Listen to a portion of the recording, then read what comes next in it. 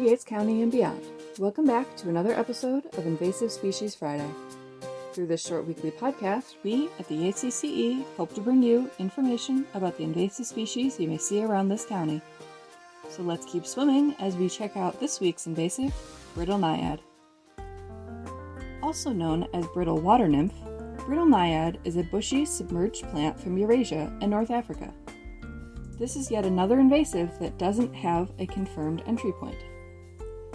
It was first confirmed in the 1930s, and it's possible that it was introduced into the Great Lakes through contaminated ballast water discharged by cargo ships. It's also possible that it was due to imported cultivation plants that had been contaminated. However it arrived, it has since spread to over 28 states and parts of Canada. In New York, it's common to see it in the Hudson River, the Mohawk River, the Finger Lakes region, and the Great Lakes, but there have also been reports in other water bodies around the state. Brittle Naiad prefers still or slow-moving water, but it's more tolerant of turbidity than its native relatives. It is also more tolerant of eutrophic conditions.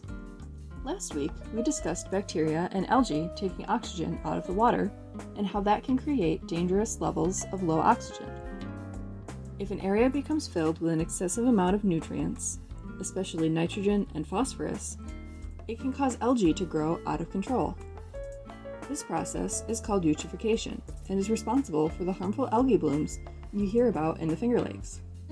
Too much of a good thing, in this case too many nutrients, can be harmful to plants. Brittle Naiad can survive in eutrophic conditions better than many native plants can and can establish itself while other plants struggle. It's an annual plant, so it dies each year in the late fall. However, Brittle Naiad is a very fast-growing plant and continues to grow all season, starting from when it germinates in early spring as one of the first aquatic plants to emerge. The green leaves of this naiad are thin and stiff with serrated edges and pointed tips. They grow about an inch or two long and curve downwards. The stems are light or dark brown, and the plant's tiny flowers grow from the axil or the intersection point between the leaves and the stem. They bloom in late July but are very hard to see given their size. They are pollinated by water currents, and the seeds, which are also tiny, mature through the summer and into the fall. Brittle Naiad has a secondary reproduction method, and its name gives a hint on how it does it. While the plant can grow up to 4 feet in length, the stems are very brittle. They break off easily, and the fragments can form new plants. This contributes to the challenge of controlling this invasive. The fragments or seeds can be caught in the feathers of waterfowl or in the propellers of boats and spread around the water body and to other water sources. It also tends to grow in thick mats, inhibiting most water recreationists. These issues, combined with its ability to outcompete native vegetation and the lack of targeted chemical control options, makes the Brittle Naiad a fast-spreading headache to deal with. There are a few things you can do to help out with this invasive, however.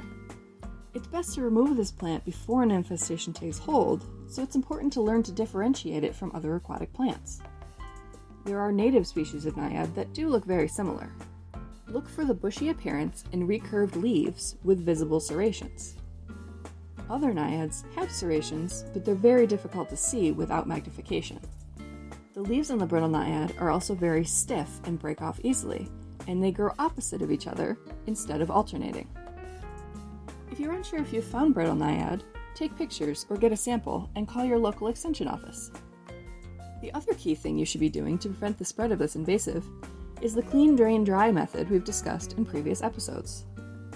Check your boat, trailer, and other equipment and remove any plants or animals trying to hitch a ride before you leave the boat launch or dock. Drain all water and dry everything for 5 days, or wipe with a towel before you use it again.